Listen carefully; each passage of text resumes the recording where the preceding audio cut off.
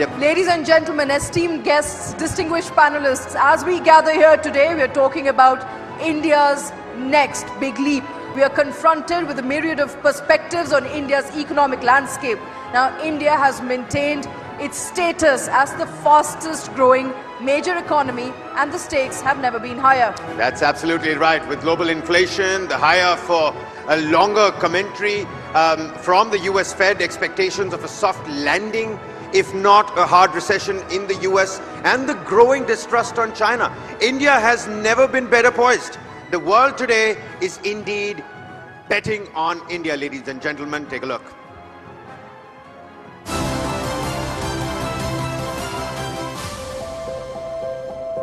At 7.3%, India remains the fastest growing major economy in the world. At $4 trillion, India's stock market is now bigger than Hong Kong's. High-frequency indicators suggest nothing can stop the momentum, and the government's manufacturing and infrastructure push is poised to add fuel to this raging fire. Some think India is overheated. Others believe the best is yet to come. While the Goldilocks economy may be elusive, the world is going long on India. To keep the engines of the economy running, the private sector must fire on all cylinders. Will 2024 be the start of a capex bull run? Let's find out. Betting on India, the macro view. All right, and with that, let's welcome on stage Mukesh Aghi, President, CEO, US-India Strategic Partnership Forum. Also with us is Nilesh Shah, Managing Director of Kotak Mutual Funds. That's right, ladies and gentlemen. Joining us on stage with them is also going to be Jody McKay, Director of Australia-India Business Council and former opposition leader, Government of Australia. And also joining us shortly is going to be Dr. Sanjeev Sanyal, Member, Economic Advisory Council to the Prime Minister. And, of course, please put your hands together for Andrew Holland, CEO at Aventus Capital Alternate Strategies. Of course, moderating this quite unique and special session, and you'll understand in just a short bit, is my colleague News9's Sandeep Unnithan. Please welcome Sandeep on stage. Over to you.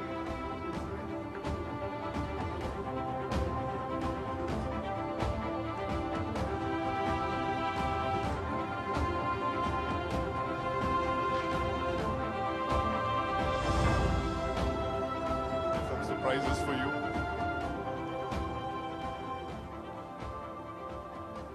Good evening, ladies and gentlemen. You know, as we speak, Russia is pushing deeper into Ukraine. Israel is attacking Hamas in Gaza. And the Houthis are firing anti-ship ballistic missiles at merchant shipping in the Red Sea, which, as we all know, is where 12% of the world's commerce passes through. You know, a black swan event used to be something that was really rare and unusual.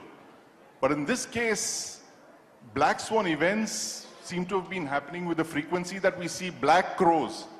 So this is like, you know, we're living in an era of where black swans have become black crows, and that's the world that we are in today. And India, fortunately, is the lighthouse in this sea, this stormy sea that we've faced with. You just heard the AV, the world's fastest growing major economy, beacon of hope for the rest of the world, the developing country that shows the promise of being in the top 3 economies of the world by the end of this decade. And I have with me today a very distinguished panel who's going to be telling us how we're going to get there and how the world sees us. And I want to welcome Mr. Sanjeev Sanyal, who's just running. Welcome, Mr. Sanyal, just in time. But we'll start a little differently. You know, there are these little envelopes that I've put by your side. They've got your names on it. I'd request all of you to open it and see what's inside. This is a return gift, but I'm giving it out a little early. So it's, whoops. Right. Okay. Jody, what do you have there? Something that matches your outfit. It's a red dragon. It's a red dragon, yeah. It's a year of the dragon. Yeah, thanks. It's a year of the dragon. And you know, Jody, I want to talk about where India and Australia were about 26 years back when the Pokhran tests happened. Some of the biggest condemnation of the tests came from Australia, right? And we were a little shocked here in India. I said, why is Australia criticizing us? You know, what have we got against them? But 26 years later, here we are. It's one of the best, fastest moving relationships. I hear nothing but good words for Australia. But, you know, when I look at the numbers, the India-Australia bilateral is just 20 billion. And we have to talk about the dragon in the room. Your bilateral with China is 200 billion. Why do you bet on the India story? Why do you think that's the next big thing for you in Australia? Yeah, well, firstly, the red dragon is a nice touch, thank you. And as soon as I opened it, I knew you wanted to talk to me about China. I appreciate that. But here I'm talking about India. And I always get asked about the India versus China. And for me, you can't choose India just because China isn't working. You actually have to choose India because India is the best place for your business. Australia let's hear that. India is the best place. Australia has traditionally had a relationship, obviously, with China. You mentioned the figures. Our two-way trade with China is about 250 billion, and with India, it's 26 billion. But as you said, the friendship between India and Australia is flourishing. And we've seen a huge effort by both governments to put the architecture in place to make sure we have those economic effects that will actually take this relationship further. And that relates to primarily the free trade agreement which came into place. So we're the first country, the first Western country in 10 years to engage in a free trade agreement with India, and we are very pleased to be in that. So I think that with the free trade agreement, you are going to see the economic relationship turn around as well. It's not just about cricket. It's not just about Australia being the first country to acknowledge India's independence. I think that the government has made a huge effort in putting the architecture in place to see this relationship go further. I acknowledge that Tony Abbott, the former Prime Minister, is in the room, and I pay tribute to him because Tony Abbott has been so critical in being able to see this relationship go forward. But apart from the World Cup, is it too early to mention the World Cup? Well, let's not talk about the World Cup, Jody. I mean, I'm very sensitive. But other than that, you know, it's really positive for India and Australia, and thank you for my dragon. Right. But Sanjeev, that was a nice touch there. Betting on India. Sanjeev, you know, last year we inaugurated the new parliament, and one of the best touches there was the Sengol, right, which the Prime Minister installed there. Now the Cholas had India's biggest maritime empire, and you're a student of history, you're an author. I've read your book, Ocean of Churn. What can the Cholas teach us about trading in the Indo-Pacific? Well, thank you very much for having me here today. And let me say that not just the Cholas were actually rather late in our history, only 1000 AD or so. So if you go back over the previous several thousand years, India had enormous maritime activities throughout the Indian Ocean. We are, after all, the only country in the world which has an ocean named after us. Absolutely. And so even 1500 years, 2000 years before the Cholas, we were sailing all over the Indian Ocean. And once you begin to take a maritime view of the world, we begin to see something completely different. So by the way, my gift is a ship. So clearly I've been given a maritime clue. But you see, if you sit here in Delhi and take a landlocked view of the world, then your neighbors are our friendly neighbor to the west and another friendly neighbor to our northeast. Right. But if you take a maritime view of the world, we have very different neighbors. Right. We have Oman and UAE on one side, you have Singapore and Indonesia on the other side, and yes, Australia too is a neighbor. because in a maritime sense, Australia is a neighboring country. It's an Indian Ocean country. We have historically thought of Australia as a Pacific country, but in fact, it is the second largest Indian Ocean economy. We have growing links with it. And so this is one mental cobweb we had to get out of, this landlocked view, and move to a maritime view. But there were many other mental cobwebs we ourselves had to get rid of. And since you mentioned the new parliament and the Sengol and so on, so at one level we are going back to an earlier era of maritime worldview. At the other way, we are also breaking out of a colonial era view of landlocked view of that we had got for ourselves. So in a sense, it's more than symbolic. So since we were discussing Australia before this, let me say that, we've got to get on with this cricket and Commonwealth view of Australia or New Zealand and many of the other countries in the world. We have other interesting things to do. There's trade, there's artificial intelligence, there's finance, there is a new and growing Indian community in Australia. And, there are many other things from the Quad to, other kinds of things that we can trade and collaborate on. Absolutely. A different view of India when you look at the oceans away from landlocked New Delhi. But Mukesh, you have a red cap. I wonder what that means. Do you want to talk about where the Indo-US relationship will go? What is the trajectory? This book by Dennis Cook's, Estranged Democracies. For the longest time, one of the most bizarre aspects of this was the fact that India and US, the largest democracies, were on opposite sides in opposite camps. And today we are strategic partners, right? The bilateral trade is over $200 billion. Do you think that this trajectory is going to be altered by the Donald Trump presidency if it comes in because of the unpredictability it brings in, or is there a consensus in the establishment in the US? Well, you have to understand India is a rising power, and one day it's going to be a great power. So that's a given. And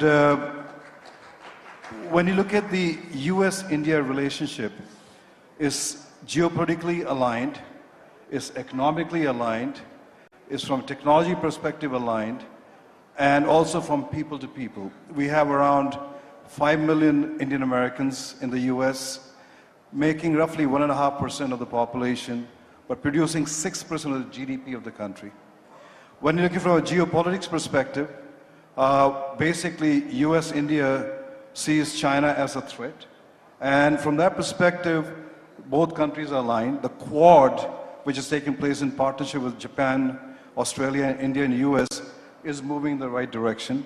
You have I2U2 on the western side, basically, where you have Israel, UAE, India, and the United States. And now we have announced the IMAC corridor, which is India, Middle East, and Europe. So, to answer your question, I think the interest shifts. And at the moment, India is a star because the interests are aligned. 10 years from now, 20 years from now, it may shift. So that's why it's important that India basically on its own becomes self-sufficient. And I think that there are two principles which are driving the relationship between India and the US. One is the economic prosperity of India by US is seen is good for America. Because as the purchasing power of people go up, they're going to procure more and more US goods and services. Education, we have 270,000 Indian students contributing over $9 billion. And the second aspect of the relationship is driven by military. US believes that a military strong India is good for regional stability. So that means you basically get off India from Russian platform, make it more make in India itself. And we believe strongly as time goes by, India will become a very strong net exporter of defense equipment competing on a global basis. So to answer your question, this relationship will flourish. If President Trump comes in, he was there earlier, the relationship was good. We had Obama, Trump, and Biden. So I think regardless of which president comes and goes, the relationship will continue in a positive trajectory. Right, absolutely. Absolutely. I see Dr. Vivek Lal there in the front row. He's heaved a sigh of relief when you said that. He's the head of General Atomics. Just sold us a whole lot of MQ-9 Reapers, one of the largest defense deals, Indo-US defense deals. But Andrew, I want to come to you, and I want you to hold up what you pulled out of that bag there. It says Vietnam. Vietnam. Now, you know, Defense Minister George Fernandez, about 25 years back, he said, in my next life, I want to be reborn as a Vietnamese person, because Vietnam is the only country in the 20th century that's defeated probably 3 of the 5 permanent members of the UN Security Council. That was the military side of it. And today you're looking at, in 2024, when you're talking of China +1, Vietnam is attracting record FDI inflows. What can Vietnam teach India in 2024? Again, I think, you know, you go China +1, Vietnam, what can they teach India? I don't really think we need to be taught anything, to be honest.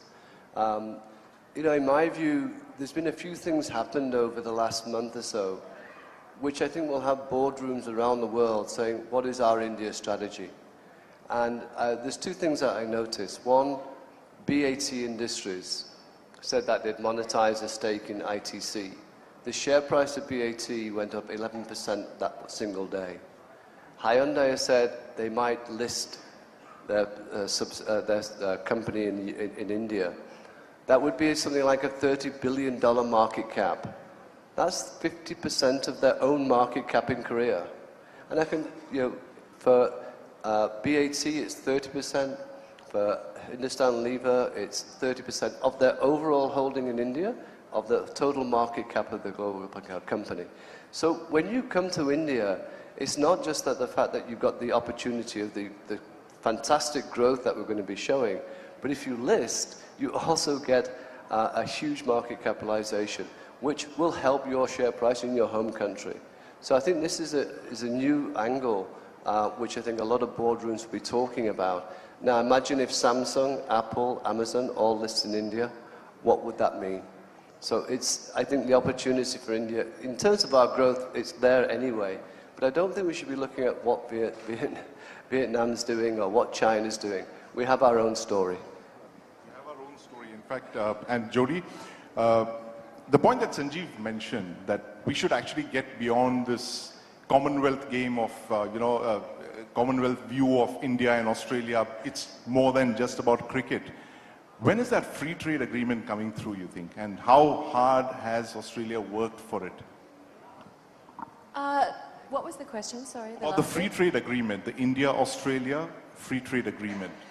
The free trade agreement, yes, that's really important actually. That has been fundamentally changed the relationship between Australia and India in an economic sense. So as I mentioned, Australia and India have had a long friendship, and there has been, there is great pride that we have an Indian diaspora. It's about 1 million strong in a 25 million population. They're very proud of being Indian, they're very proud of being Australian, and they've played a huge role as the living bridge between the 2 countries. But the free trade agreement is about the economic relationship, and we have to go beyond, as you said, beyond cricket, beyond curry, and we have to go beyond just seeing it as a people-to-people relationship, because it is about trade and investment, and both governments have indicated this is a priority for them. We mentioned that our trade with India is about it's about $26 billion. We mentioned that our trade with China is about $250 billion. What the ECTA agreement is doing is targeting those sectors where there is massive advantage to be gained. Australia has given up most of its tariffs, either reduced or eliminated. India has given up about 85% of its tariffs. So there is still some way for us to go.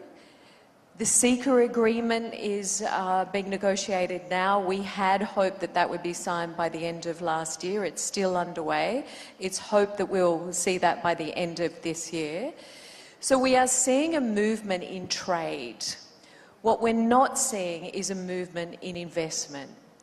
So our investment into India is 19 billion. Our investment into the UK is 580 billion.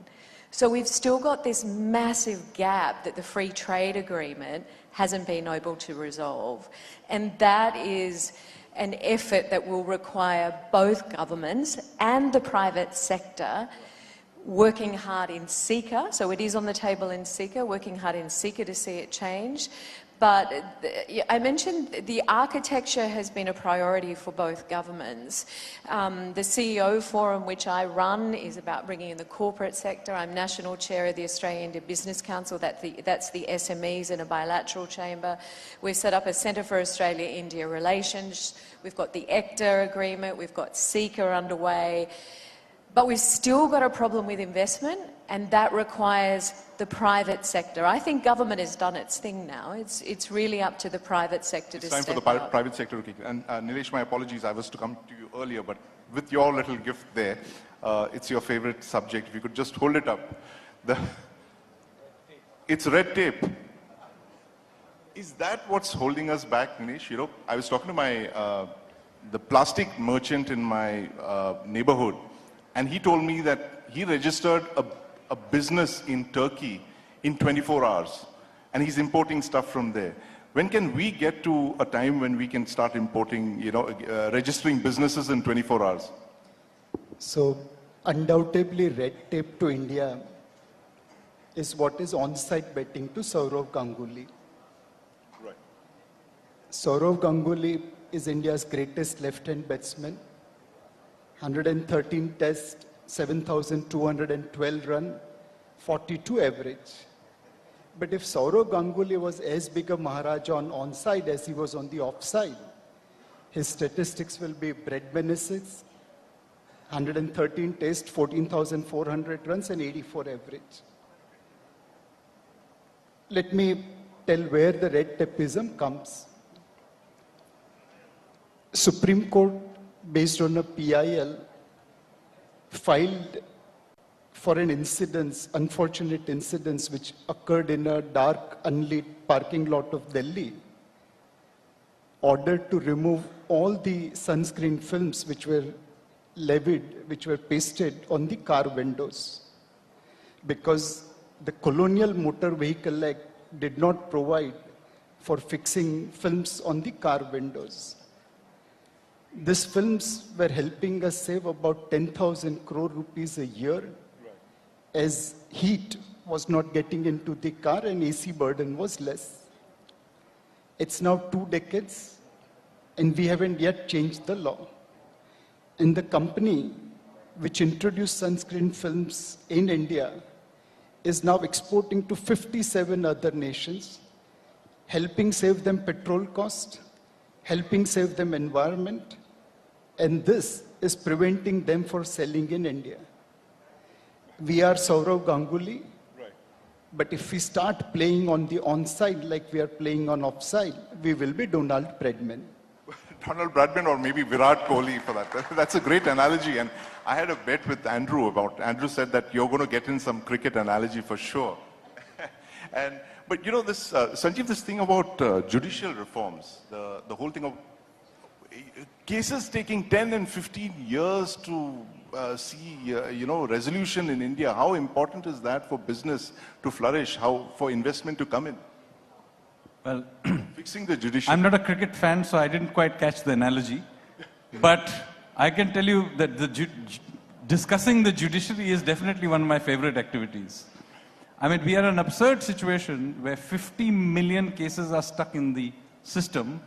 Why our higher courts go on summer vacation, Dasera vacation, winter vacation. This is a completely absurd system. So it's quite obvious that we need a modern judiciary which can keep up with our highways and airports and all the other modern infrastructure that we are building, needs to have a judicial infrastructure that is just as good. Unfortunately, what we have is not even British era, but a medieval era, judiciary, where you have to send a prayer to their lordship. I mean, got to be kidding me that we have to have, the very terminology we use tells you that the whole system is outdated. So we need to really get our act together and upgrade two things. One is our judiciary, and the other thing you mentioned, our administrative system.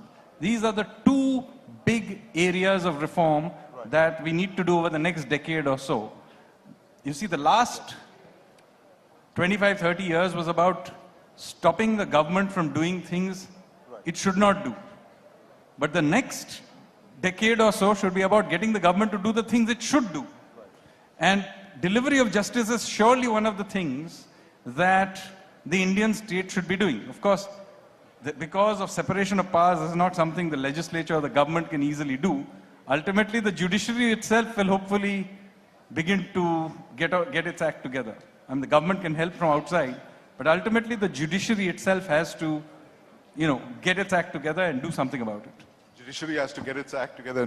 I like the way this discussion began from, stitched sailing vessels and landed up in the judiciary. Obviously, the judiciary has to get into a speedboat mode, Sanjeev. But very quickly, we're completely out of time, ladies and gentlemen. What is the one thing that you would want the next government to do? And very clearly, we know the Prime Minister Modi's government is coming back, as the opinion polls say. But I want you all to give me one quick suggestion on what this government needs to do to make India better for doing business, for investment. Beginning with you, Andrew. Saying one thing is like you're going to solve all the problems which you just heard of. I think just keep doing more of the same. I mean, stick to what we're doing, what the policies, what the reforms have been, and investment from foreign companies will come. It's, we talked about earlier today the electronic manufacturing sector. It's $30 billion. It's going to be $150 billion. Foreign companies as well as Indian companies will want to be in that sector. Continuity. You're advocating continuity. Jody, what would you like to see the government do? We'd like to see CECA signed. So we want to see the second stage of the free trade agreement signed. I think that's really important in the India-Australia relationship. We're halfway there, so we'd like to see that signed. I think there's a view that it will get caught up now with the Indian election, but it's certainly something we'd like. I think, I spoke about investment. I think that is the area where there is huge gains to be made that isn't necessarily covered under the ACTA, hopefully in the CECA. But for Australian companies looking at India, there is an opaqueness about India. Australian companies want certainty about how they invest. They want to know the risk.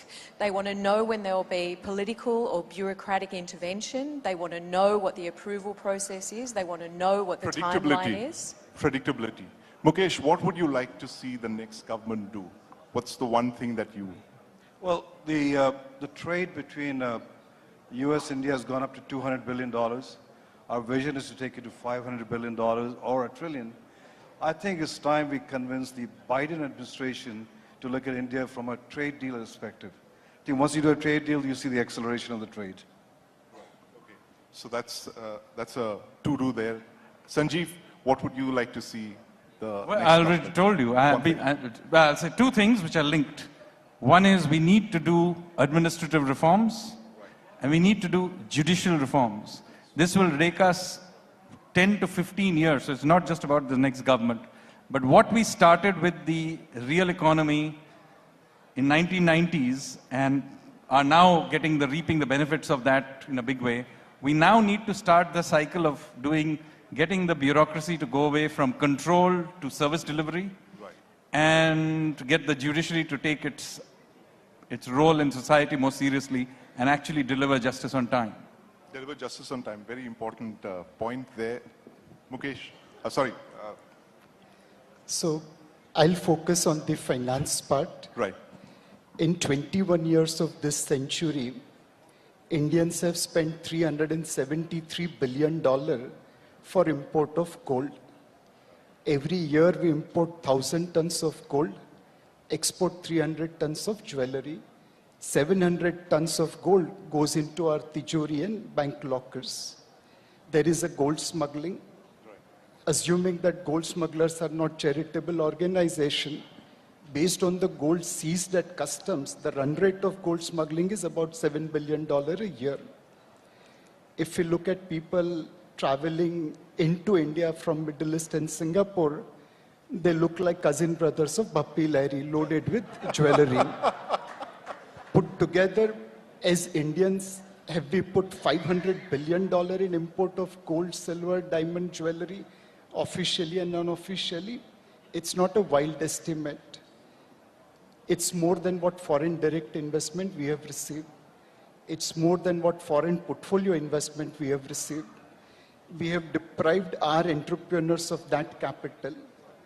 We are a patient who wants to grow his health, but instead of taking blood donation, is giving blood donation.